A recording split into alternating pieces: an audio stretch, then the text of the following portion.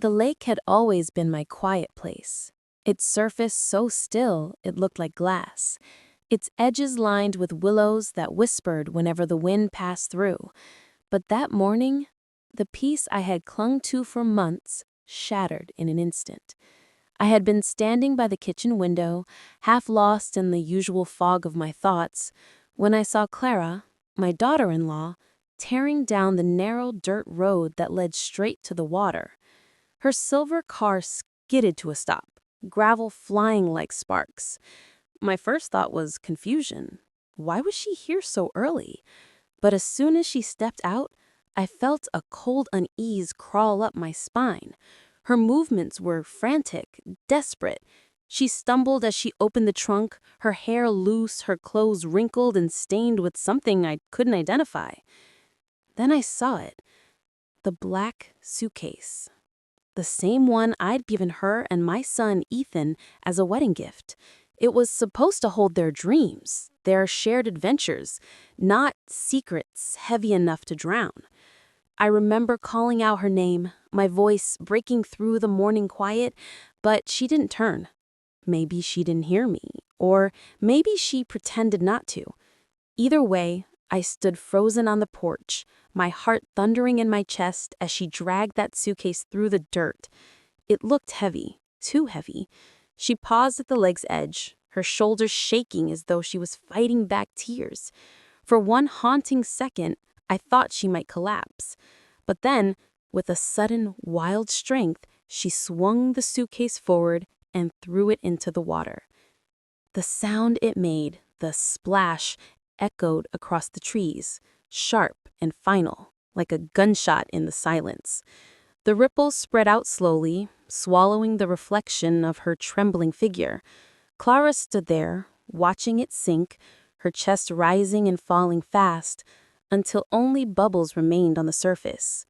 Then, without looking back, she ran to her car, slammed the door, and drove off, leaving behind a swirling cloud of dust that blurred everything in its wake. For a moment, I couldn't move. I just stood there, staring at the lake, the echo of that splash replaying over and over in my head. It felt like the world had tilted, like I had just witnessed something forbidden, something that demanded to stay buried. 1,000 thoughts rushed through my mind. What was in that suitcase? Why did she look so terrified?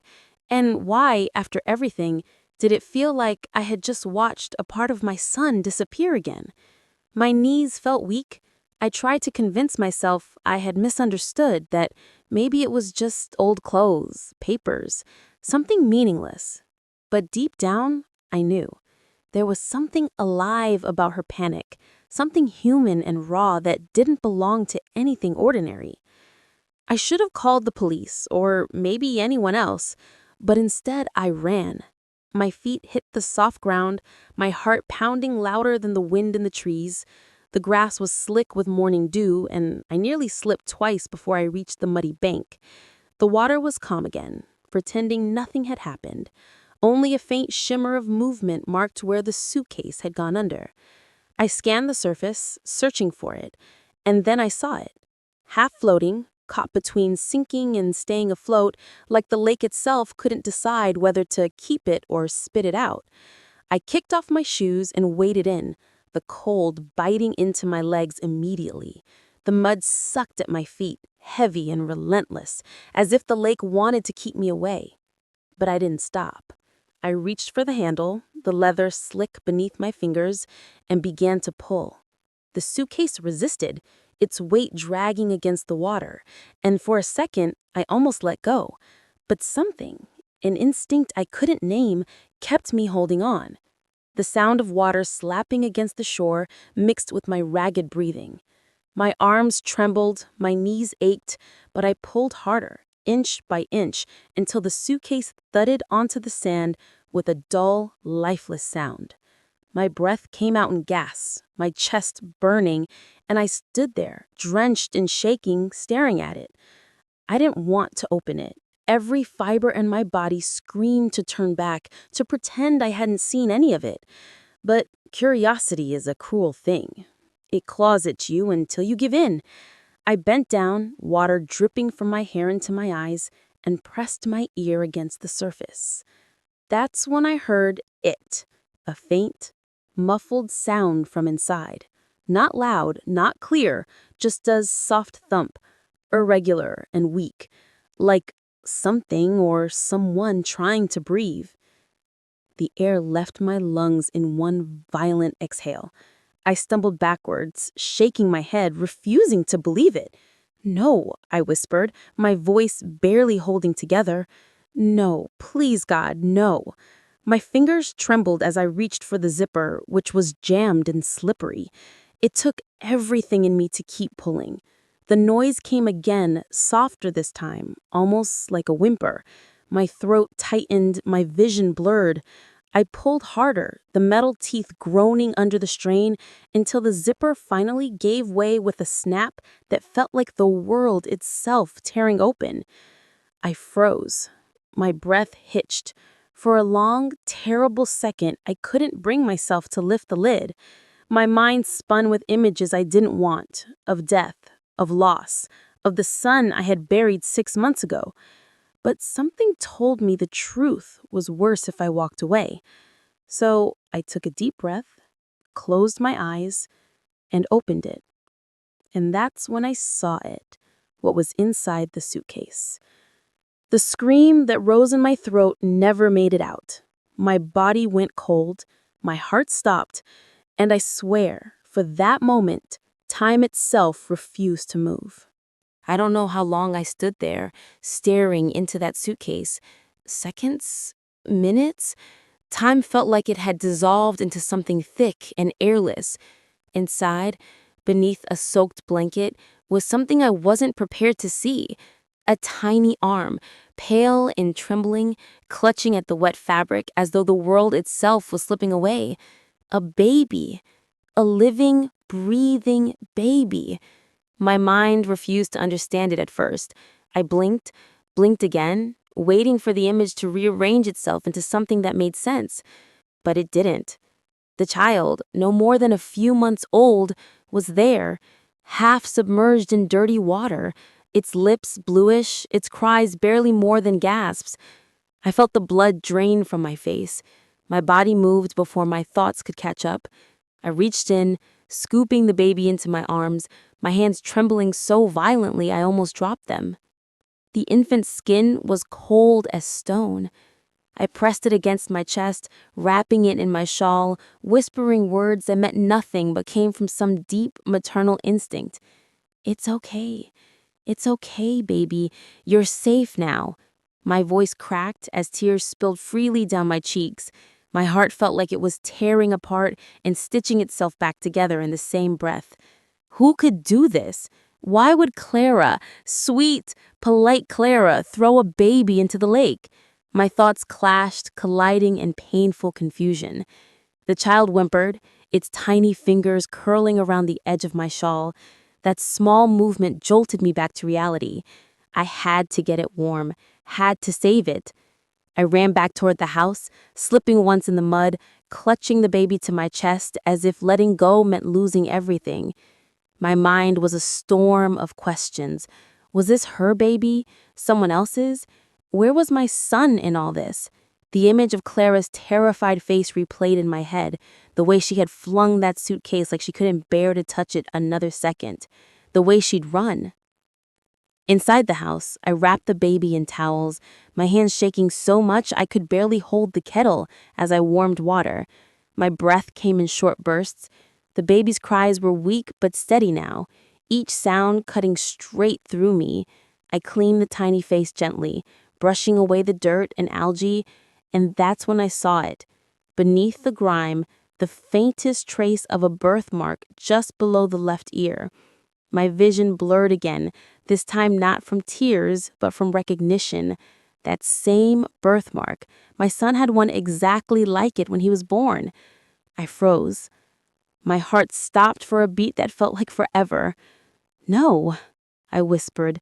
"That's not possible." But the mark was there, clear as memory. My thoughts twisted into chaos. Could this be? But how? Ethan was gone. I had buried him with my own hands 6 months ago after that terrible accident on the highway. The car exploded before anyone could even identify the bodies clearly. They said there was nothing left to doubt. And yet, here in my arms was a baby that carried a piece of him. My breath came out in sharp gasps as pieces of a dark puzzle began to move inside my mind. Could it be Ethan's child? Could Clara have been pregnant, secretly, quietly, and never told anyone? The thought hit me like a blow. It explained the secrecy, the distance she'd kept from me after the funeral, the way she stopped answering calls, the sudden sale of their house. But if this baby was Ethan's, why throw it away? Why drown her own child? Unless she was running from something. The wind outside howled suddenly, slamming a window shut, making me flinch. The baby whimpered again, and I cradled it tighter, my mind spiraling through possibilities. I needed answers. I needed to find Clara. I wrapped the baby in a blanket, tucked it into a basket, and ran to my car. The road to Clara's house felt longer than ever, twisting through the woods that seemed darker than they should have been. The rain began to fall halfway there, soft at first, then harder, blurring the windshield and making the world look like it was melting away. My fingers gripped the steering wheel, my knuckles white. When I finally reached her house, it was eerily silent. The front door was ajar, swinging slightly in the wind. My heart pounded as I stepped inside, calling her name. "Clara, it's me. What's going on?" My voice echoed back through empty rooms. The place looked abandoned. The curtains fluttered, dishes lay unwashed, and the faint smell of something rotten hung in the air. My eyes caught the sight of an envelope on the kitchen table, my name scrawled on it with shaky handwriting. I tore it open, the paper damp with smudged ink. It wasn't a letter. It was a confession. The words inside were short, uneven, and broken by smears of tears or rain. I didn't know what else to do. They were coming for me, for the baby. Ethan isn't dead. Please forgive me. The world seemed to tilt sideways. My knees gave out, and I sank to the floor, clutching the letter, reading it again and again as though I could change the meaning by sheer will. Ethan isn't dead. The words stabbed deeper every time I saw them. I felt dizzy, my breath coming out in ragged bursts. How could he be alive? Where had he been all this time? And who were they? The rain outside turned into a downpour, hammering against the windows like fists. My mind reeled. If Ethan was alive and Clara had been hiding his child, then who was buried in that coffin? And what danger was chasing her so desperately that she would rather sink her own child than let them find it? I looked down at the baby, sleeping now in the basket by my side, its tiny chest rising and falling peacefully, unaware of the storm of secrets surrounding it. I folded the letter, slipping it into my pocket, and stood up slowly. I didn't know who they were, but I knew one thing for certain. Whoever they were, they would come back. And when they did, I needed to be ready. Lightning cracked outside, illuminating the walls for a brief, blinding instant. That's when I saw it. Something etched faintly on the back of the letter, a series of numbers, a date maybe, or coordinates. My heart raced as I traced them with my finger. It wasn't random. It was an address, a place near the old farm, the one Ethan used to visit every summer before the accident. I looked at the baby again, my resolve hardening. If Ethan was alive, if Clara was running for her life, then this wasn't over. Not by a long shot. As the storm raged outside, I gathered the baby in my arms, wrapped it tightly, and whispered into the dark, "Hold on, Ethan. I'm coming." Then, without another second's hesitation, I stepped out into the rain, toward the place where all the answers waited to be found, or buried forever. The road to the old farm was nothing but a ribbon of mud and fading memories. I hadn't been there since Ethan was a boy, when his laughter used to echo through the apple trees, when his father would teach him to ride his bike down the narrow dirt path. Back then, That place was filled with light. But tonight, the world felt like it had been swallowed by darkness. The rain hadn't stopped. It came down in sheets, blurring my vision and drumming on the windshield like angry fists. My wipers fought uselessly as I squinted at the road ahead, clutching the steering wheel tight enough for my fingers to ache. In the passenger seat, the baby slept fitfully, wrapped in the shawl I tied around him, his soft breaths barely audible beneath the roar of thunder. I reached the fork in the road and slowed down.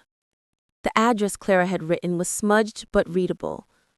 Old Briar Farm, red barn behind the orchard. The name alone clawed at the back of my mind. That farm had been abandoned for years, ever since the owner died. No one had been there since. The locals used to say the place was cursed. Every family that tried to buy it eventually left without a word. Maybe that's why Ethan had gone there. No one would think to look.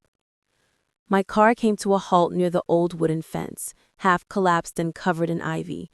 I stepped out, clutching the baby close to my chest. The night air was thick, cold, almost oily against my skin. Every sound, the rain, the wind, the distant cry of a crow, felt amplified, unnatural.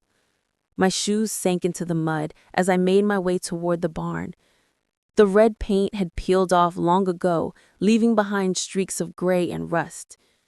A single lantern burned weakly inside, its faint light flickering through the cracks in the wood. "Ethan?" My voice trembled, part hope, part fear. "Are you here?" No answer, just the wind sighing through the trees. I pushed the barn door open slowly. It creaked, long and loud, as if the place itself were groaning awake. The smell hit me immediately. Damp hay, oil, and something else, faint but unmistakable. Blood. My stomach turned. I moved forward cautiously, my eyes scanning every corner. The lantern swung from a hook, casting wild shadows that danced across the walls. There were tools scattered on the floor, muddy footprints leading deeper inside, and, at the far end, a shape, slumped against a wooden post. My heart lurched. I tightened the hold on the baby and stepped closer. The shape was a man. His clothes were torn, his hair matted, his face pale beneath the grime and bruises. For a moment, I couldn't breathe. "Ethan?" The name escaped like a prayer. His head moved slightly, as if the sound of his name had reached some hidden part of him. His eyes fluttered open, and for a heartbeat, I saw them. Those same brown eyes I'd looked into since the day he was born. My knees nearly gave way. I fell beside him, clutching his face, tears streaming down. "Ethan, my God, it's you. You're alive." He tried to speak, but his voice came out as a rasp. "Mom?" I pressed my forehead against his, sobbing quietly. He was real. He was warm. He was alive. The baby stirred in my arms, and I felt Ethan's body tense.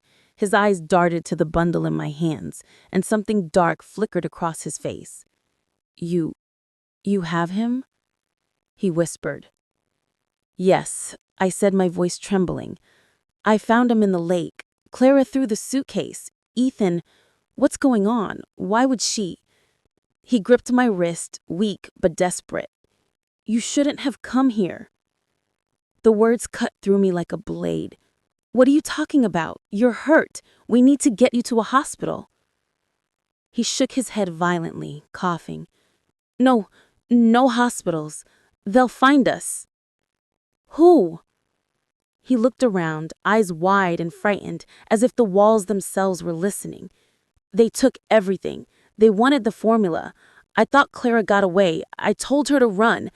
But if she came back—" He swallowed hard, pain twisting his face. "Mom, they think the baby is dead. If they find out he's alive, they'll come for him. For you." The baby whimpered softly, as if sensing the fear in his father's voice. I tightened my grip around him, my mind racing. What formula? Who are they? Ethan didn't answer immediately.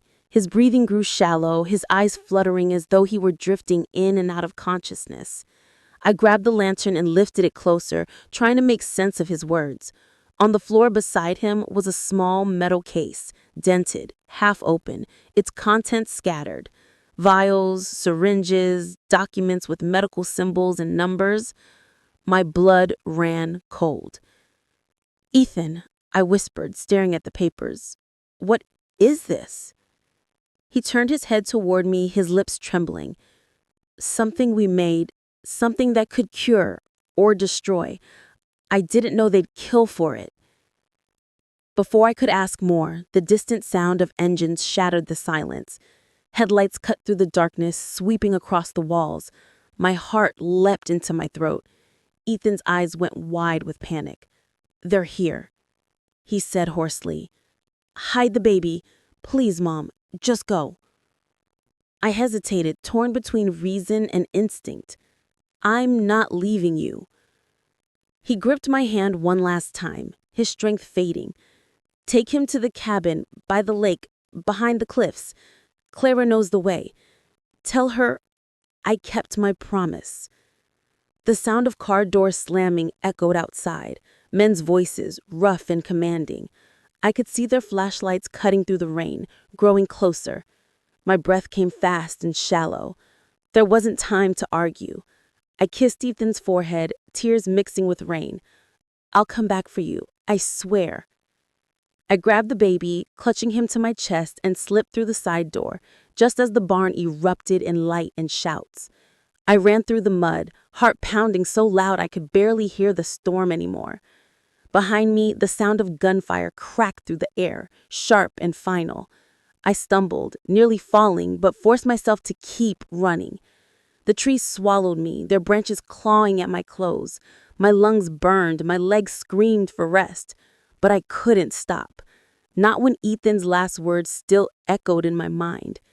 "Take him to the cabin, behind the cliffs." I didn't know if Ethan was still alive. I didn't know who those men were or what they wanted. But as I ran through the storm, clutching the fragile heartbeat of my grandson against my chest, one thing became painfully clear. This wasn't just about family anymore. This was about survival. And somewhere out there, in the cold darkness of the woods, the truth waited for me. Terrible, relentless, and ready to be uncovered. The storm chased me like a living thing. The forest felt endless, its shadows alive and closing in with every step.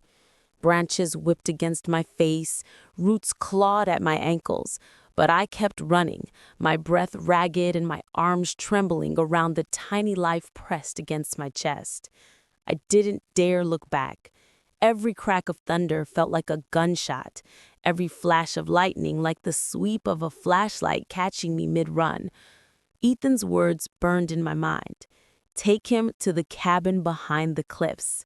He'd said it like a man who knew he wouldn't get another chance to speak. The thought pushed me forward even when my legs screamed for mercy. The ground sloped downward, slick with rain, until I could hear the lake again, its angry waves crashing against the rocks below. I knew I was close. The cliffs rose like dark giants in front of me, their edges jagged and wet, the kind of place you could vanish without a trace.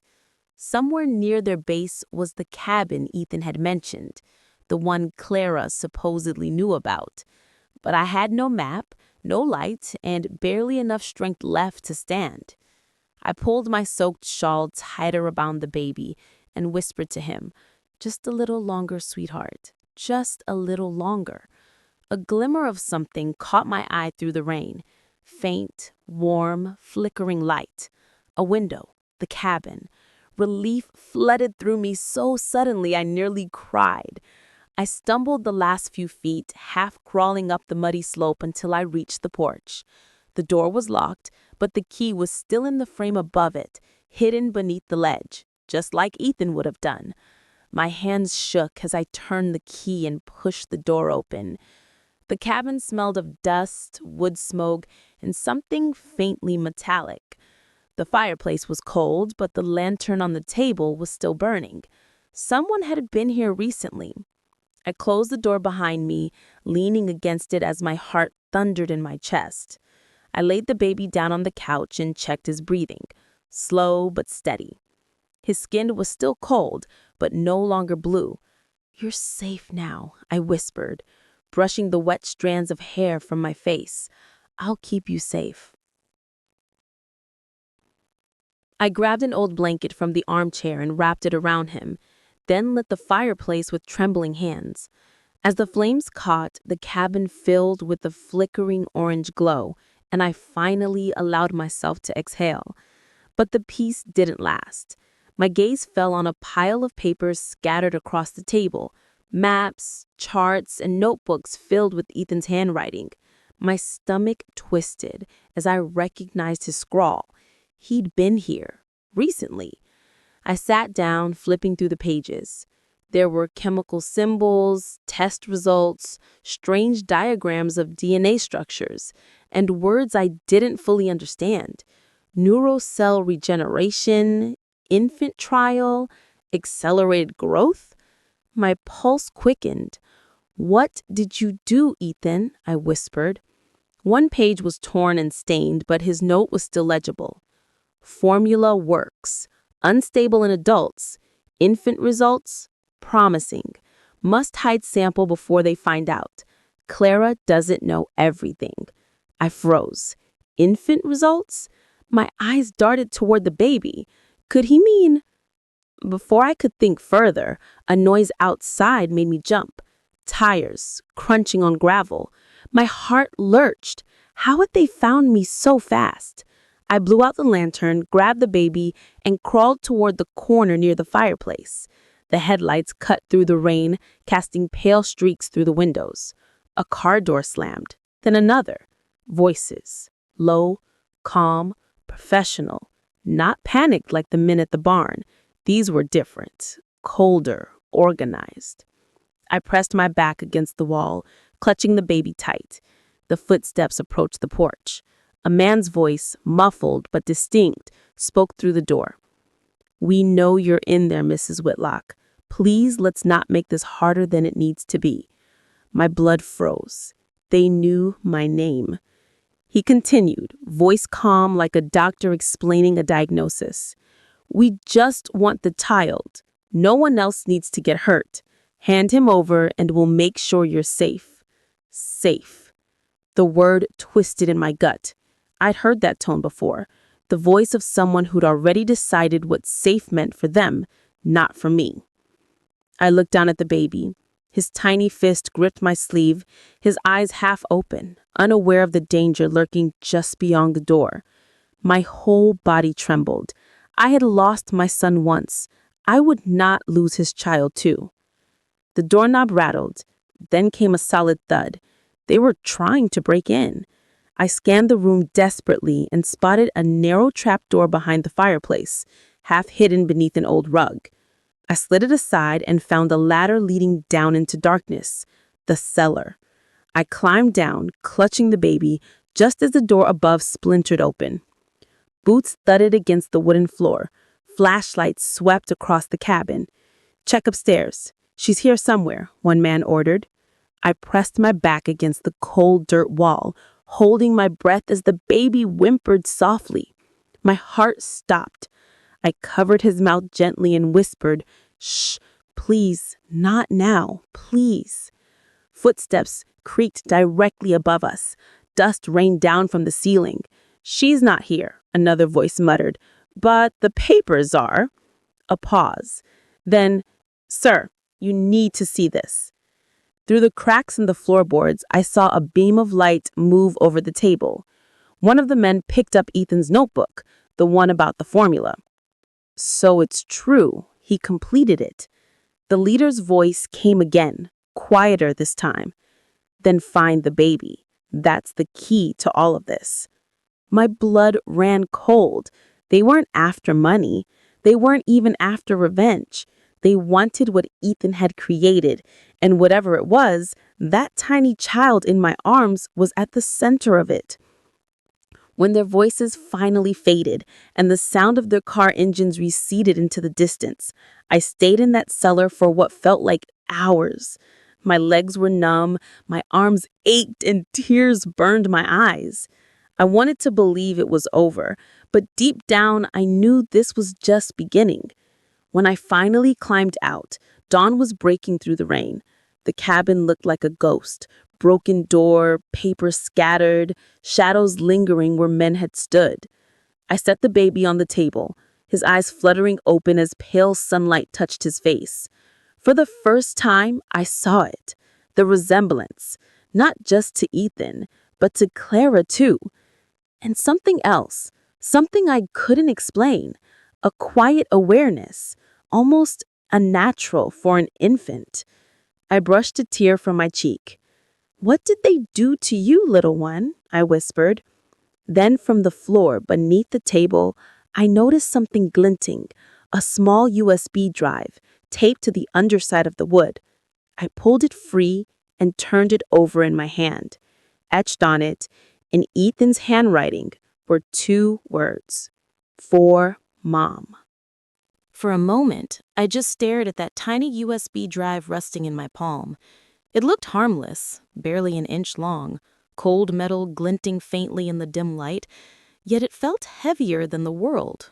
My son's handwriting on its side made my throat tighten.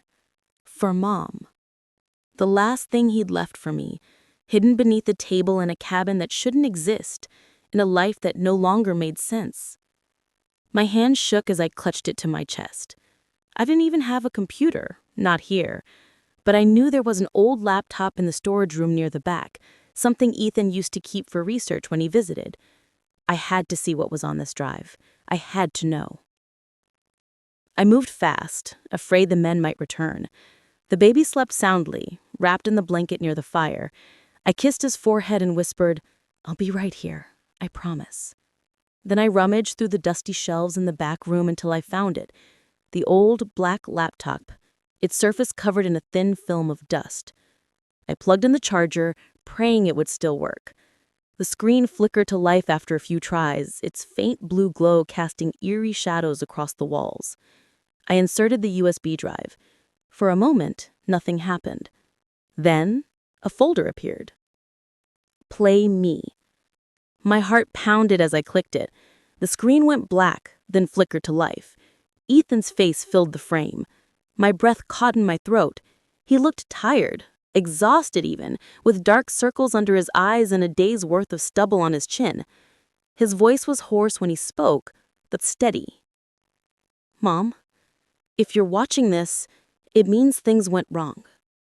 He paused, swallowing hard. "I don't have much time. I know you have questions. About the baby, about Clara, about the men who came after us. You deserve the truth, even if it destroys everything you thought you knew about me." I leaned closer, tears already blurring my vision. He continued. "You remember the company I worked for, Genaxis Labs.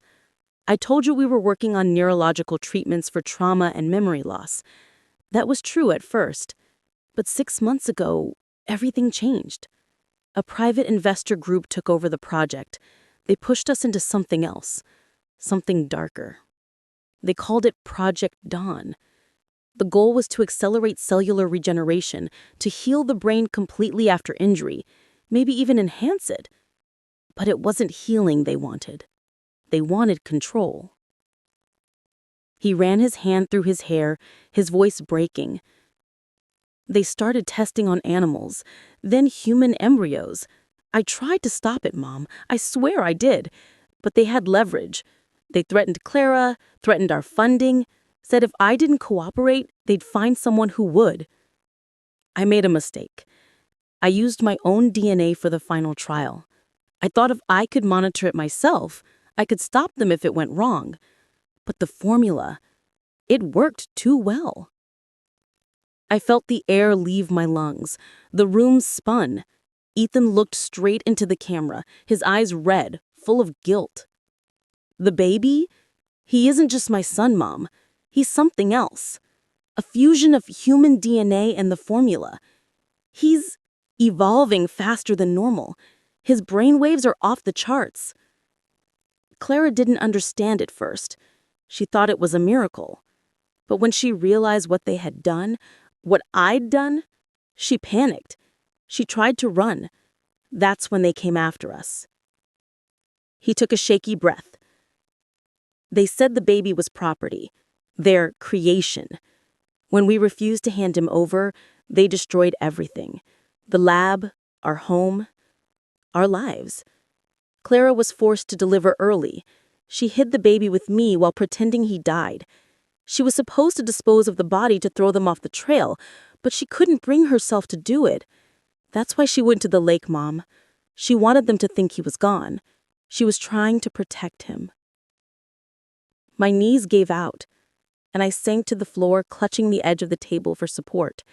I could barely see the screen through my tears.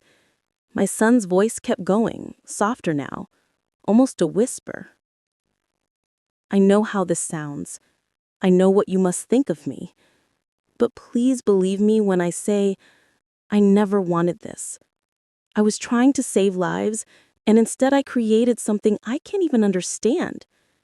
If they find him, they'll use him. They'll turn him into something monstrous. But if he's raised with love, if he's hidden long enough to grow free of their reach, maybe he'll be the one thing that can undo what we started. He looked down for a moment, then back up, eyes glistening.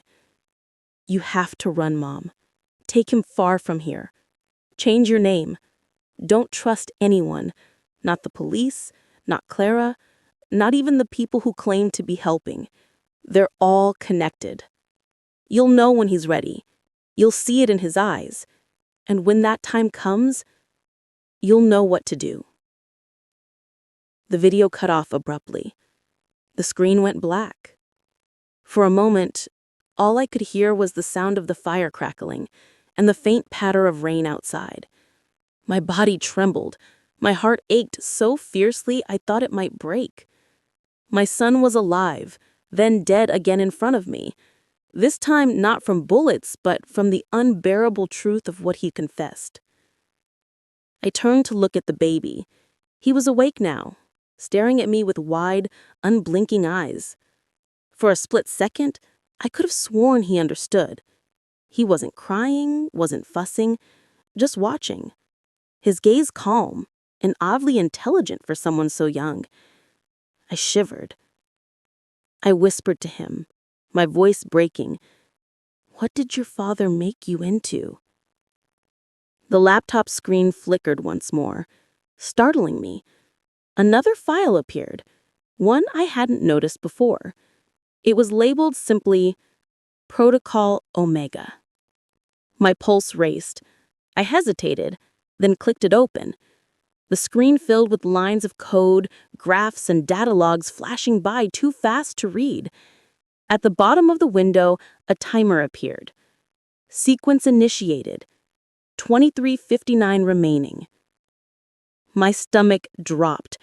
Oh God, what is this? Before I could react, the baby began to cry. A sharp, piercing wail unlike any sound I'd ever heard. It wasn't just crying, it was like the room itself vibrated with it. The flames in the fireplace flickered wildly, and the lights dimmed for a brief second. Panic surged through me. I scooped him up, rocking him frantically. It's okay, please stop." Outside, the wind howled. Somewhere in the distance, I thought I heard an engine. Maybe the men returning, maybe something worse. I didn't know anymore. All I knew was that my time, like Ethan's, was running out. I grabbed the USB drive and stuffed it in my pocket, holding the baby close. His cries quieted, and he looked up at me again. His eyes no longer soft brown, but glinting faintly in the silver shimmer from the firelight. I gasped, and for the first time, I truly understood why Ethan had been afraid. The air inside the cabin had changed. It was thicker now, electric, humming faintly like a low current running through invisible wires. I could feel it on my skin, a prickling sensation that made every hair stand on end. The baby in my arms had gone completely still, his silver-flecked eyes fixed on something I couldn't see. The timer on the laptop kept ticking down, each second echoing like a drumbeat in my chest. 23:58, 23:57, 23:56. "What are you doing, Ethan?" I whispered to no one. "What did you start?" The walls creaked as a sudden gust of wind slammed against the cabin. I rushed to the window, pulling the curtain aside. Outside, the forest seemed alive. The trees swayed silently, though there was no real storm, and a faint rhythmic flicker pulsed somewhere deep within the woods, like flashes of lightning buried underground. I lived near this lake all my life, and I'd never seen anything like it. The baby's cry broke the silence again, not loud, but sharp enough to make my ears ring. The lights dimmed, then brightened. My instinct screamed, "Run!" But where? The storm outside looked unnatural, and those men, whoever they were, could be close. I had to think. I had to survive, for the baby, for Ethan's last wish. I packed fast, grabbed the blankets, the drive, and a few essentials. I was just about to unplug the laptop when I noticed the data stream had changed. The screen no longer showed code but a single sentence, flashing repeatedly. Subject vitals confirmed, initialization complete. My heart nearly stopped. I turned toward the baby. His small hand was raised in the air, trembling slightly, as if reaching for something unseen. The temperature in the room dropped several degrees in seconds. Frost began to bloom across the window panes, despite the fire roaring behind me. My breath came out in visible puffs. Then I heard it. A soft thump, thump, thump against the door. Someone was outside. I froze, clutching the baby close. The thumping grew louder, more impatient. Then a man's voice called out, calm, commanding. "Mrs. Hawthorne, open the door. We know you're in there." My blood turned to ice. How did they know my name? I didn't move, didn't breathe. The voice grew colder. "Last warning, open the door." Before I could decide what to do, the timer on the laptop hit 0000. A high-pitched hum filled the cabin, piercing and powerful, making me drop the poker and cover my ears. The lights flickered violently, on, off, on again, before exploding in a shower of sparks. The laptop screen went white. The baby cried out louder this time, and suddenly everything, the hum, the lights, even the pounding at the door, stopped. Silence. Utter, suffocating silence.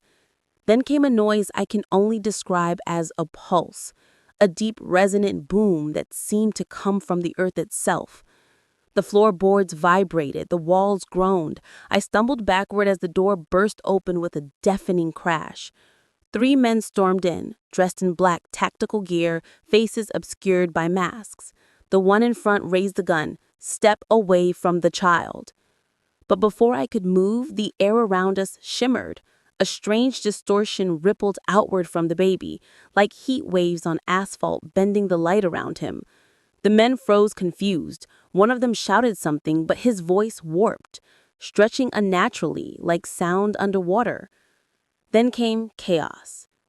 The man in front suddenly flew backward, slammed against the wall as if struck by an invisible force. His gun clattered to the floor. The others fired, but the bullets stopped midair, suspended, spinning, then dropping harmlessly to the ground. The baby's eyes glowed brighter, silvery white now, and that hum returned, softer this time, but steady.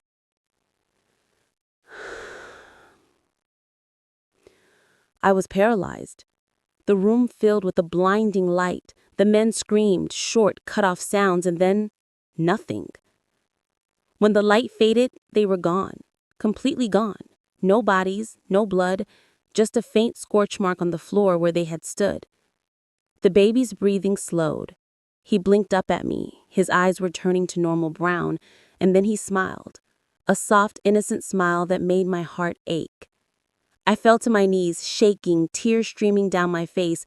"What are you?" I whispered. "What did they do to you?" Outside, the forest had gone eerily still again. The flickering lights deep in the trees had stopped. The only sound was the wind brushing softly against the cabin walls. I forced myself to move. I couldn't stay here, not after what just happened. Someone would come looking. There would be more of them. Ethan's warning echoed in my head. Don't trust anyone. I packed whatever I could find. The drive, baby formula, warm clothes, and wrapped the baby snugly against my chest. I took one last look at the cabin, at the wreckage of my son's hidden world, then whispered, "I'll protect him, Ethan. I swear it."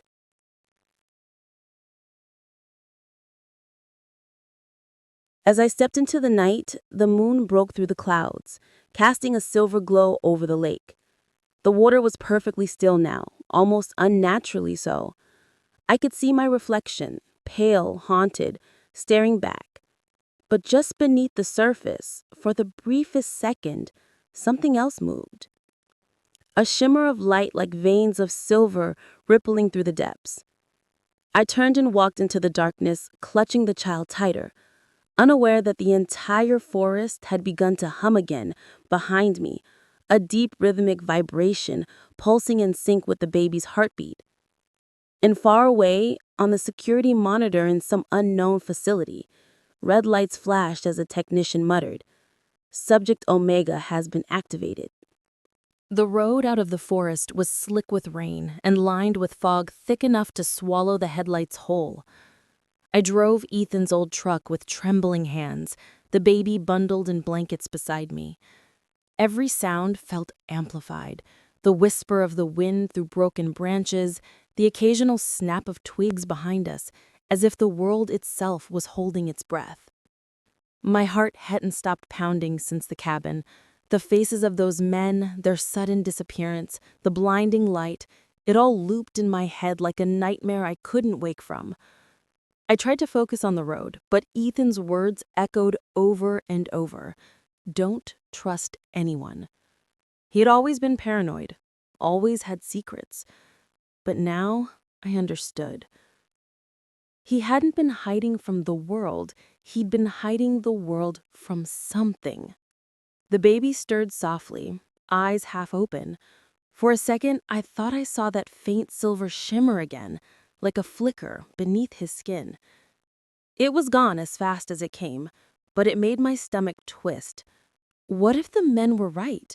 What if this child wasn't entirely human? I shook the thought away. He was innocent, warm, fragile, helpless. Whatever Ethan had done, whatever he'd changed, it wasn't the baby's fault. Hours passed. I followed the back roads north, away from the lake, away from everything I knew. The map on the passenger seat was smeared with water, but I traced a path toward a town called Millhurst, small, forgotten, and far from the eyes of whoever those men were. Just before dawn, I spotted a rundown gas station and pulled over. My hands were shaking too hard to keep driving. I needed to rest, to think. The place looked abandoned. Only one flickering neon light buzzed above the entrance. I stepped out cautiously, keeping the baby close. The air smelled of damped earth and gasoline. Inside, the shelves were half empty, the floor covered in dust. A sleepy old man sat behind the counter, reading a tattered newspaper. He looked up as I entered. "Mornin', ma'am," he said, voice rough. "Rough night?" "Yeah," I managed. "Long drive."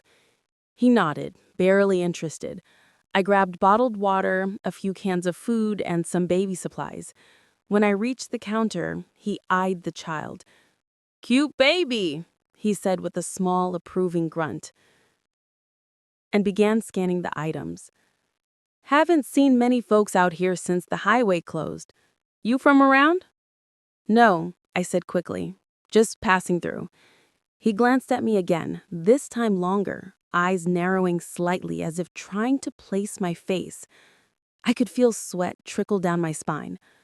Then, to my relief, he shrugged. "Roads ahead are washed out, but the old mill path still runs clear. Take that and you'll hit Millhurst by noon." I paid, thanked him, and turned to leave. But as I opened the door, his radio crackled behind me.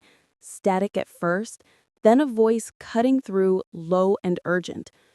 Be on alert. Female suspect, mid-40s, dark hair, traveling with an infant. Last seen near Lake Arwen. Approach with caution, armed forces en route. My stomach dropped. The old man looked up slowly, eyes darting between me and the radio. I didn't think. I just ran. "Hey!" he shouted, but I was already outside, fumbling with the keys. The baby began to cry, his tiny voice piercing through the fog. I slammed the truck into gear just as the man burst through the doorway, shouting something I couldn't hear. Gravel sprayed behind me as I tore down the road, heart pounding. They knew. They were already looking for me. By midday, the rain had stopped, but the clouds hung low and heavy. I followed the winding dirt road through endless pine trees until I reached the edge of Millhurst, a ghost town of crumbling houses, boarded windows, and rusted cars. The old paper mill stood at the center, its chimney long cold. It looked abandoned, but it offered one thing I desperately needed: shelter. I parked behind the mill and slipped inside through a broken door. The air was thick with dust and the floor creaked under my boots. I found a corner with some old crates, wrapped the baby in his blanket, and tried to breathe. That's when I heard the sound. Footsteps. Not one pair, several. Slow, deliberate, crunching on gravel outside the mill. I ducked low, heart in my throat, and peered through a crack in the wall. Black SUVs, 4 of them. Men in dark uniforms stepping out, scanning the area with handheld devices. One of them spoke into a radio. Signal spike confirmed. The target's close. Signal spike? I looked down at the baby. His chest rose and fell softly, his tiny fingers twitching in sleep. My pulse quickened. Were they tracking him? I grabbed my bag and crept toward the back exit, but before I could reach it, a shadow moved in front of me. I froze. "Easy," he said quietly. "I'm not with them." He stepped forward, revealing a weathered face, mid-40s, unshaven, eyes sharp but kind. He wore civilian clothes but moved like someone trained to disappear. "Who are you?" I whispered. "Name's Daniel. Ethan sent me," before he disappeared. My blood ran cold. "You knew my son?" He nodded grimly. "I worked with him. On the project." He glanced toward the door, hearing the distant shouts outside. "We don't have much time. They're not going to stop until they get that child." I hesitated. What do they want with him? Daniel's eyes darkened. What Ethan created, what's in that baby's blood, could rewrite everything we know about human life. Healing, evolution, control. That's why they killed your son. The words hit me like a physical blow.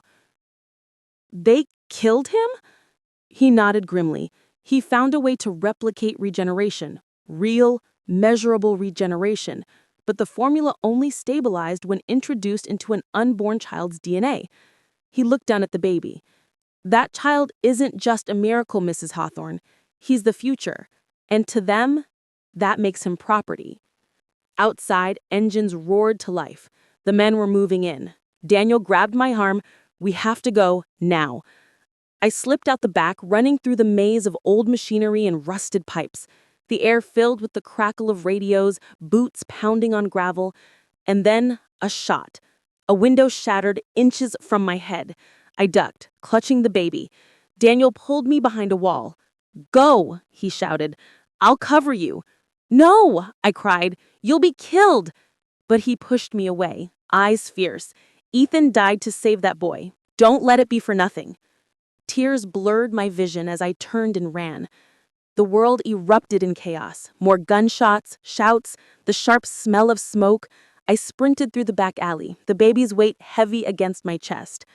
When I reached the edge of the forest again, I looked back. Flames had begun to consume the mill, black smoke rising into the gray sky. Daniel was gone. I stood there shaking, breathless, heartbroken, but alive. And in my arms, the baby stirred, eyes glowing faintly once more. This time, I didn't feel fear. I felt resolve. Whatever Ethan had started, whatever this child was destined for, I would make sure he lived long enough to decide for himself, even if it meant burning the world down to protect him. When the smoke from the mill curled into the sky like a dark finger pointing back at me, I kept running until my legs could barely bear me. I didn't stop until the trees swallowed the road and the sounds of pursuit became distant, then nothing at all. The baby slept, oblivious to the chaos he left in his wake, wrapped in 2 blankets and the smell of smoke. My hands were blistered from gripping the wheel for so long, and my throat ached from shouting. Somewhere under the exhaustion, a hard knot of purpose had formed. Ethan had left me a trail. Daniel had stepped out of the shadows to follow it. Now it was my turn to follow the next clue and decide who to trust. We moved by night. Daniel found us at the edge of a shallow creek, where the road narrowed into a footpath. He'd left me a note with a simple set of coordinates and a time. He told me over the phone before the mill went up that there was a safe house, a place he'd helped set up for emergencies. He was waiting there, leaning against an oak with a thermos in his hand, face gray under the moonlight. He didn't look like a hero. He looked like a man who had seen too much and could only afford to act sometimes. He didn't ask for explanations. "You did right to run," he said. "We don't have many places left." The safe house was a narrow cabin painted the color of dirt, 3 hours' drive from Millhurst, tucked between 2 low hills where cell signal was spotty and prying eyes scarce. Inside, it smelled of coffee and old paper, and the walls were lined with maps, pieces of satellite imagery, and a whiteboard full of names. At the center of that tangle was a single logo repeated again and again, a circle bisected by a vertical line. Daniel called it Ages Consortium, the name he whispered like it had teeth. They started as a biotech fund, he told me as he poured coffee that tasted like it had been brewed 100 times. Now, they're an industry of their own. Private contractors, lobbyists, labs that pretend to be startups. They decide which breakthroughs live and which people don't. He spread a map on the table and pushed it closer. Red pens clustered like a rash across the country, and a single blue pen marked the lake where the first suitcase had landed. They're organized. They have resources, reach, and no moral board, Daniel said. Ethan's work hits something fundamental. When you create something that can change life, people don't bargain, they buy. His hand trembled when he said it. That's why they came for him. That's why they came for Clara. I wanted to ask him how deep the corruption went, whether the police were complicit, whether the men who'd stormed the cabin were private contractors or plain government agents wearing corporate logos. Daniel answered each of those questions with the same dangerous word: both. He told me about shell companies that financed black ops to secure intellectual property, about labs that ran trials off the books, about a boardroom that looked like a charity but voted like an execution chamber. The names on his whiteboard were so well placed they made my head swim. Senators, CEOs, researchers, people I had seen in the news with smiles and speeches and ribbon cuttings. People who'd shake your hand while deciding whether you lived or died. Then, Daniel reached into his jacket and produced a battered envelope. Inside were 3 items: an encrypted drive, a photograph of Ethan and Clara taken months before the accident, both smiling in a way I hadn't seen in the funeral photos, and a page from an internal Aegis document that named Project Dawn alongside something called Protocol Omega. At the bottom of that page, in small type, was a clause titled Containment Authority. It read like a legal permit for what they'd done, to claim biological entities created under joint venture as proprietary assets. I felt sick. Their language turned a child into an asset on paper. "Ethan left that for you," Daniel said. "He encrypted the drive with the key only you had. My fingers closed around it, and I felt my son's presence as clearly as if he sat beside me. He trusted me to finish what he couldn't. He trusted me with a decision that would ripple outward like poison or a cure. The safe house hummed with the weight of it. There was another problem, Daniel admitted quietly. The drive contained a fail-safe that would reveal the baby's location if corrupted attempts were made to access its contents. That was probably how Aegis traced us to the mill and the cabin, the signal spike they'd mentioned. "We can move the data," Daniel said, "but moving it invites tracking unless we wipe the trail." His suggestion was surgical. Extract the essential files, erase the remainder, and redistribute them across 15 different servers and jurisdictions where Aegis had no reach. We'll need access to a secure lab and someone who can burn their fingers on the encryption without leaving fingerprints. I know a woman who can do it, but she's expensive and she doesn't like moral ambiguity. As Daniel spoke, I watched the baby sleep. I tried to imagine a future where this child could grow without being commodified or weaponized. The idea felt half heroic, half mad. The choice was no longer theoretical. Protect him and become a fugitive, or hand him over and let whatever industry of power decide his fate. Ethan's last message had been desperate enough to smell of fear. This envelope smelled like a blueprint for war. We stayed the day and then the night. We changed the baby's clothes, we fed him, we sat in silence and traded stories of Ethan.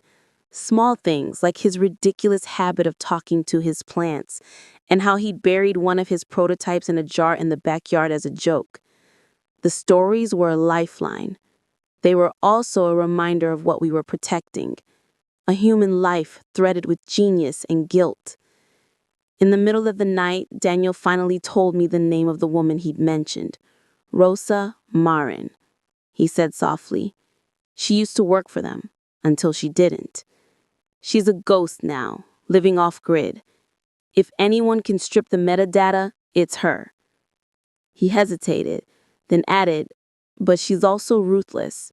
She won't be moved by sentiment. She'll want to know why we risk her help. My choices felt suddenly smaller and sharper. Do I bring the baby to Rosa and sign us over to a mercenary in exchange for safety? Or do I try to erode Aegis slowly, piece by piece, using the files as leverage and hiding in shadows until the world gets too loud? Each route had a cost. Each cost had a kind of violence to it. As dawn bled gray over the hills, I tucked Ethan's encrypted drive under my blouse next to my chest. I stroked the baby's hair and whispered, "We'll find a way. I don't know how yet, but we'll choose." Daniel nodded, his face grave but steady. He was no saint, he said. He had done things he regretted, but he was willing to try. For Ethan, for the baby, for me. We made a plan that morning, careful and ridiculous and anchored to hope. Daniel would scout a route to Rosa. I would contact one trustworthy person from Ethan's past, a retired journalist he'd once trusted, a woman who still liked to ask questions that made people uncomfortable. If she would help us leak a fraction of the files, perhaps we could blacken Aegis' name enough to buy time. If she refused, we would go to Rosa and pay the price. No matter what, we would not hand the child over. Before we left, I stood outside and watched the horizon. The world was waking up, indifferent and enormous. I felt small and enormous at the same time. Small because I was one old woman with one small child in her arms. Enormous because the choice I held in my hands could rearrange futures. I wrapped the baby tighter, and for the first time since that suitcase hit the lake, allowed myself a sliver of fierce, terrible hope. By the time we reached the coastal town of Hollow Creek, the world behind us felt like a fever dream. Smoke, gunfire, and echoing footsteps swallowed by endless forest. The road wound through fog-draped cliffs that smelled of salt and pine, the sea roaring somewhere beyond the dark horizon. I drove with the baby in the crook of my arm and Daniel dozing fitfully beside me, his gun balanced on his lap. Neither of us spoke much. Words had become dangerous. They carried the weight of memory, and memory invited fear. We found Rosa Marin 2 days later in a dilapidated observatory on the outskirts of town. The building sat like a skeletal dome on the edge of a cliff, glass panels cracked and streaked with rain. A metal door was half rusted shut, but Daniel knew the pattern to knock. 2 short, 1 long, a pause, then 2 short again. Moments later, the lock clanked open, and a woman stepped into view. She was small, wiry, her hair streaked white at the temples.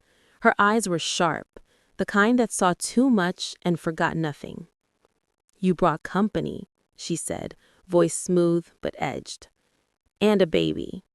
I hope that's not bargaining chip." Daniel shook his head. "You're the only one who can help us." "Flattery," she replied, stepping aside to let us in. The inside of the observatory looked like the marriage of chaos and brilliance. Servers humming against one wall, monitors flickering with streams of code, papers scattered everywhere. A telescope pointed toward the horizon like a relic of an older, gentler time. Rosa gestured to a bench. "Sit, feed the baby if you have to, but don't touch anything that glows red." I held the baby close, swaying gently while Daniel placed the encrypted drive on her desk. She studied it like a surgeon inspecting an organ. "You have no idea what this is, do you?" she murmured. "It's my son's work. They killed him for it," I said quietly. Rose's gaze flicked up to meet mine, and for the first time, something softened in her expression. "Then he was smarter than most of them, and more dangerous," she said. She slid the drive into a port, fingers flying across the keyboard. The room filled with the rhythmic hum of machines coming alive. On the screens, strings of data unraveled, lines of encrypted DNA sequences, notes on tissue regeneration, timelines and test results. Rosa muttered under her breath as she decrypted layer after layer. "She wasn't just mapping regeneration," she said after several minutes. "She found a pattern that adapts, not static healing, but intelligent healing. The cells evolve with damage, learn from trauma." Daniel frowned. "That's not possible." "It shouldn't be," Rosa agreed, "but it is. Look," she magnified a set of graphs. "These aren't natural human cell responses. They're designed." "Your son spliced adaptive regenerative code into embryonic tissue. Whoever this child is," she gestured toward the baby, "he's the living model of a breakthrough that defies biology." The room went silent except for the hum of the machines. I felt the world tilt beneath me. I'd known the baby was special, different, but hearing it framed in science made it monstrous and miraculous at once. Rosa leaned back, eyes thoughtful. "If Aegis owns this, they'll turn it into a patent. Military applications, genetic privilege, you name it. That's why they will never stop." I swallowed hard. "Can you erase the trail? Hide us?" Rosa sighed, pushing her hair back. "I can burn the data off the drive, split it into fragments, scatter them across neutral networks. But I can't erase you. Your faces are already in their system. The baby's biometrics, they'll trace him the moment his blood registers in any hospital or database." "So what do we do?" I asked. She stared at the baby for a long moment, her expression unreadable. "There's only one way to make sure he's invisible," she said finally. "He has to stop existing. Officially, at least. I can rewrite hospital records, birth certificates, death notices. I can make it look like he never survived that lake." The words hit me like a physical blow. "You want me to fake his death?" "Not want," Rosa corrected. "Need. You can't protect someone the world thinks exists." Daniel looked uneasy, but didn't argue. I turned away, heart pounding. The baby stirred, his small hand gripping my finger with unexpected strength. The thought of erasing him, even on paper, felt like killing him twice. But deep down, I knew Rosa was right. Aegis didn't care about the truth. They cared about ownership. If I wanted to keep him safe, I had to make him disappear. Rosa worked through the night. The observatory glowed with the cold light of monitors. Daniel stood by the window, keeping watch, while I rocked the baby and whispered lullabies I hadn't sung since Marcus was little. My voice cracked, but he quieted, his small chest rising and falling in rhythm with the hum of the machines. Just before dawn, Rosa shut off the terminal and turned to me. "It's done," she said simply. "As far as every system that matters, your grandson never left that lake. He's gone." I felt tears I hadn't realized I'd been holding spill down my face. "Thank you," I whispered. "Don't thank me yet," she said. "There's a price." I stiffened. "What kind of price?" Rosa's eyes flicked to Daniel. "You told her what happens when people cross ages." He nodded grimly. "They clean up loose ends." Rosa exhaled. "They'll know the drive was tampered with. When they find my system offline, they'll come for me. And they'll come for you. You have at best 48 hours before the manhunt restarts. Maybe less." Daniel turned to me. "We move at first light." But Rosa wasn't done. She pulled a small flash drive from her pocket and handed it to me. "This is your son's last safeguard, a fail-safe he embedded into the code. It's a kill switch for Aegis core systems. If you release it into their network, it'll erase their research permanently. But it'll also reveal your location. You can only use it once." I stared at the flash drive. Such a small thing holding such catastrophic power. Why give this to me? "Because Ethan trusted you," Rosa said softly. "And because sometimes the people who lose the most are the only ones brave enough to finish what was started." The wind outside howled, rattling the observatory glass. The sun broke weakly over the horizon, staining the sea gold. Daniel packed our few supplies, checking his weapon one last time. I tucked the flash drive inside the baby's blanket, close to his heart.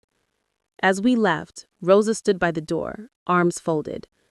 "If you make it out," she said, "burn everything that ties you here. Don't look back." I nodded, holding the baby tight. "You too." She smiled faintly. Looking back was never my problem. Surviving it was. We stepped into the pale morning light. The sea roared below, and gulls circled above like restless spirits. I turned the truck's ignition, and as the engine growled to life, I whispered to the baby, "They think you're gone now, little one. Let's make sure they never find out how wrong they are." Behind us, as we drove away, the observatory lights flickered once, then went dark. The world thought we'd drowned, but for the first time since that terrible day by the lake, I felt something I hadn't dared feel in months. We had disappeared, and in disappearance, there was freedom. Fragile, fleeting, but ours. The illusion of safety lasted less than 2 days. We had driven westward, following the coastline until the roads turned into dirt paths and the map lost its relevance. The sea was always beside us, a vast, merciless witness. The baby slept in a sling against my chest, and every time I looked at him, I reminded myself that as far as the world knew, he was dead. That thought should have comforted me. Instead, it felt like a blade pressed just beneath my ribs. Daniel and I stopped at an abandoned lighthouse perched on a cliff edge. Its paint had peeled into ghostly streaks, and the wind made it groan like something alive. He said we'd stay there until Rosa's signal came, a coded message she promised to send if the coast was clear. I wanted to believe in that hope, but deep down, I could feel the tension in his every movement. He was expecting something, or someone. That night, as I nursed the baby by the faint light of an oil lamp, I noticed Daniel outside, standing by the railing. talking on a burner phone. His posture was rigid, his voice low. I couldn't hear much, just fragments. Yes, they'll be here by dawn. I'll handle it. My heart stumbled. A part of me wanted to believe he was still protecting us. Another part whispered a truth I didn't want to face. Maybe he wasn't. When he came back inside, his eyes avoided mine. "Storm's coming," he said flatly. "We'll have to move inland soon." I nodded, pretending not to notice the phone he'd hastily slipped into his jacket pocket. The hours dragged, heavy and thick. I barely slept, rocking the baby while the wind shrieked outside. At some point, I must have drifted off because the next thing I knew, the sound of engines jolted me awake. Deep, rumbling, and too many to be coincidence. My pulse exploded. Through the cracked window, beams of light cut through the fog. Black SUVs. Dozens. "Daniel," I hissed, but he was already awake, gun in hand, jaw tight. He didn't look surprised. That's when I knew. He had called them. My body went cold, my instincts roaring louder than reason. "You betrayed us." He didn't deny it. He just said, "They were going to find us anyway. This way I can bargain, keep you alive. The boy." "The boy?" I spat. "That boy is your best friend's son's child. He's your godson." Daniel's face twisted, guilt and determination warring across it. "You don't understand what's at stake. Ethan's research could heal soldiers, rebuild lives. Aegis can control it, make it safe. Without them, this child is a weapon with no leash. You think control is safety. You think my son died for that." The first bullet shattered the window. Daniel dove for cover, returning fire through the cracks. I clutched the baby and crawled toward the back of the room, heart slamming so hard it hurt. The lighthouse walls shuddered with gunfire. Glass exploded. Dust and sea air filled my lungs. "Run!" Daniel shouted. "Take the back stairway to the cliff path. Go!" I hesitated, torn between rage and disbelief. "Why should I trust you now?" He fired again, jaw clenched. "Because they'll kill you both if you don't." So I ran. Barefoot, half blind from tears and smoke, I held the baby tight and stumbled down the rusted stairs. The sea roared beneath the cliff, waves smashing against the rocks. Behind me, the sound of gunfire grew distant, then closer again. Daniel was buying us time. Maybe out of guilt, maybe redemption. I didn't know anymore. When I reached the base of the lighthouse, a figure stepped from the fog. Tall, broad-shouldered, dressed in tactical black. The Aegis insignia glinted faintly on his sleeve. He lifted his weapon, but then froze. "Ma'am," he said softly, his voice almost gentle. "We don't want to hurt you. Hand over the child." The child. Not my grandson. Not a name. Just an object. A creation. I shook my head. "He's not your experiment." He sighed. "You don't know what you're carrying, do you? That baby, he's not just your bloodline. He's the prototype, the evolution your son created. Half of what makes him isn't even human anymore." The words struck me like thunder. "You're lying." He took a step closer, lowering his weapon slightly. "Did your son ever tell you what he used to make the child's genome stable? He didn't just use regenerative DNA. He used synthetic scaffolding, nanocellular frameworks. It means the baby can adapt faster than any human system ever could. He's the future, Mrs. Caldwell, but that future needs control." My throat felt dry as ash. "You mean ownership?" He looked almost regretful. "If you keep him, you'll doom him. They'll never stop hunting you." But if you give him to us. Before he could finish, a gunshot cracked through the fog. The man staggered, a bloom of red spreading across his shoulder. Daniel appeared behind him, face bloodied, eyes burning.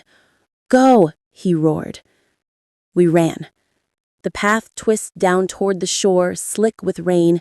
The storm had arrived, waves crashing like thunder, lightning slashing the horizon. The baby cried softly against my chest, the sound lost in the chaos. I didn't look back, not even when I heard Daniel's final scream. At the base of the lighthouse, an old fishing boat rocked against the rocks. I untied it with shaking hands and climbed in, pushing off just as another burst of gunfire echoed behind me. The oars felt heavy, but adrenaline made me strong. The wind tore at my hair, salt burning my eyes. I rowed until my arms went numb, until the lighthouse was just a smudge of light swallowed by the storm. When dawn came, the sea had calmed. The baby slept again, small hand clutching my shirt. I drifted toward a quiet inlet, surrounded by mist and silence. For the first time, I let myself breathe. But the words haunted me. Half of what makes him isn't even human. Was that why he never cried for long? Why his wounds healed in hours instead of days? Why his eyes seemed too knowing for his age? I pulled out the flash drive Rosa had given me, the failsafe, the weapon that could destroy ages once and for all. I turned it over in my hand, feeling its weight. Ethan's voice echoed in my head. "If anything happens to me, Mom, protect him. But if it's between him and the world, choose wisely." The world didn't deserve to own him. But did I deserve to raise something that might not belong to the world at all? I looked at the sleeping baby, soft, innocent, unaware of the storm he carried in his veins. My heart broke with love and terror at equal measure. As the sun rose over the silver sea, I whispered, "I'll protect you, no matter what you are." And somewhere deep inside, I knew this story wasn't ending. It was just beginning. The illusion of safety lasted less than 2 days. We had driven westward, following the coastline until the roads turned into dirt paths and the map lost its relevance. The sea was always beside us, a vast, merciless witness. The baby slept in a sling against my chest, and every time I looked at him, I reminded myself that as far as the world knew, he was dead. That thought should have comforted me. Instead, it felt like a blade pressed just beneath my ribs. Daniel and I stopped at an abandoned lighthouse perched on a cliff edge. Its paint had peeled into ghostly streaks, and the wind made it groan like something alive. He said we'd stay there until Rosa's signal came, a coded message she promised to send if the coast was clear. I wanted to believe in that hope, but deep down, I could feel the tension in his every movement. He was expecting something, or someone. That night, as I nursed the baby by the faint light of an oil lamp, I noticed Daniel outside, standing by the railing, talking on a burner phone. His posture was rigid, his voice low. I couldn't hear much, just fragments. "Yes, they'll be here by dawn. I'll handle it."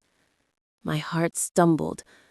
A part of me wanted to believe he was still protecting us. Another part whispered a truth I didn't want to face. Maybe he wasn't. When he came back inside, his eyes avoided mine. "Storm's coming," he said flatly. "We'll have to move inland soon." I nodded, pretending not to notice the phone he'd hastily slipped into his jacket pocket. The hours dragged, heavy and thick. I barely slept, rocking the baby while the wind shrieked outside. At some point, I must have drifted off because the next thing I knew, the sound of engines jolted me awake. Deep, rumbling, and too many to be coincidence. My pulse exploded. Through the cracked window, beams of light cut through the fog. Black SUVs. Dozens. "Daniel," I hissed, but he was already awake, gun in hand, jaw tight.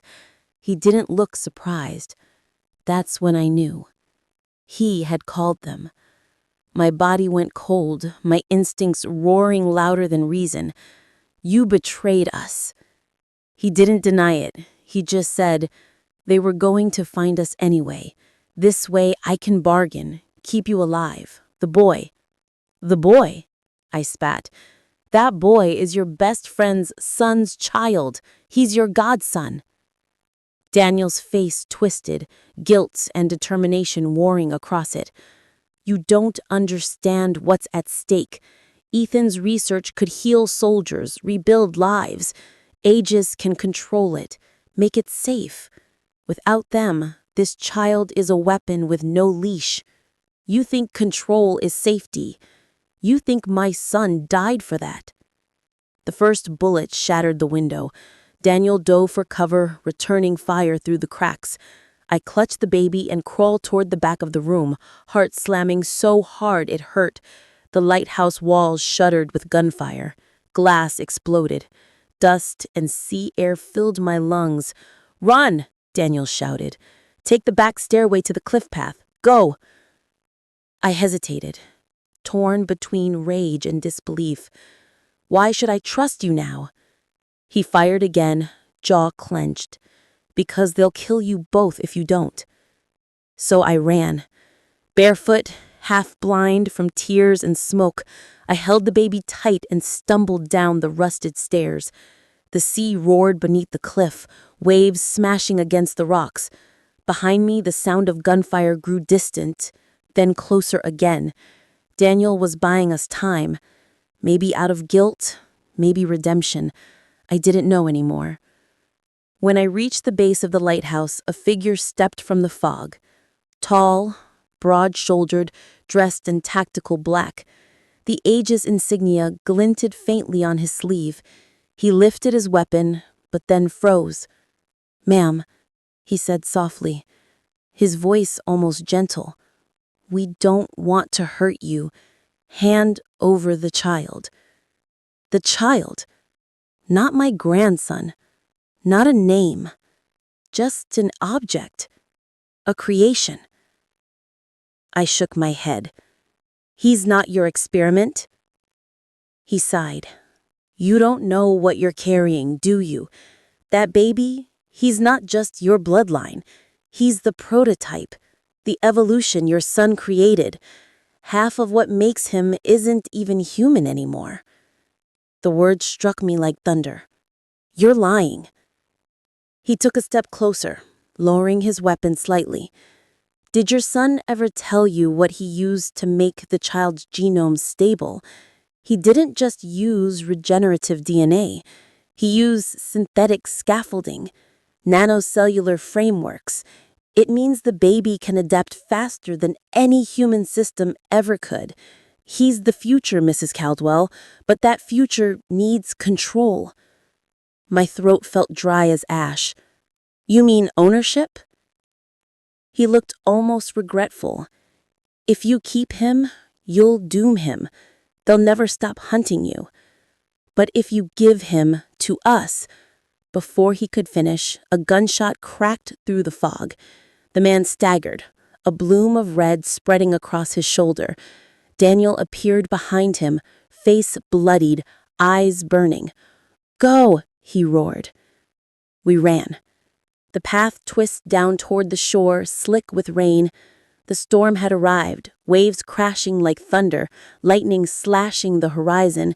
The baby cried softly against my chest, the sounds lost in the chaos. I didn't look back, not even when I heard Daniel's final scream. At the base of the lighthouse, an old fishing boat rocked against the rocks. I untied it with shaking hands and climbed in, pushing off just as another burst of gunfire echoed behind me. The oars felt heavy, but adrenaline made me strong. The wind tore at my hair, salt burning my eyes. I rowed until my arms went numb, until the lighthouse was just a smudge of light swallowed by the storm. When dawn came, the sea had calmed. The baby slept again, small hand clutching my shirt. I drifted toward a quiet inlet, surrounded by mist and silence. For the first time, I let myself breathe, but the words haunted me. Half of what makes him isn't even human. Was that why he never cried for long? Why his wounds healed in hours instead of days? Why his eyes seemed too knowing for his age? I pulled out the flash drive Rosa had given me, the failsafe, the weapon that could destroy Aegis once and for all. I turned it over in my hand, feeling its weight. Ethan's voice echoed in my head. If anything happens to me, Mom, protect him. But if it's between him and the world, choose wisely. The world didn't deserve to own him. But did I deserve to raise something that might not belong to the world at all? I looked at the sleeping baby, soft, innocent, unaware of the storm he carried in his vezins. My heart broke with love and terror at equal measure. As the sun rose over the silver sea, I whispered, "I'll protect you, no matter what you are." And somewhere deep inside, I knew this story wasn't ending. It was just beginning.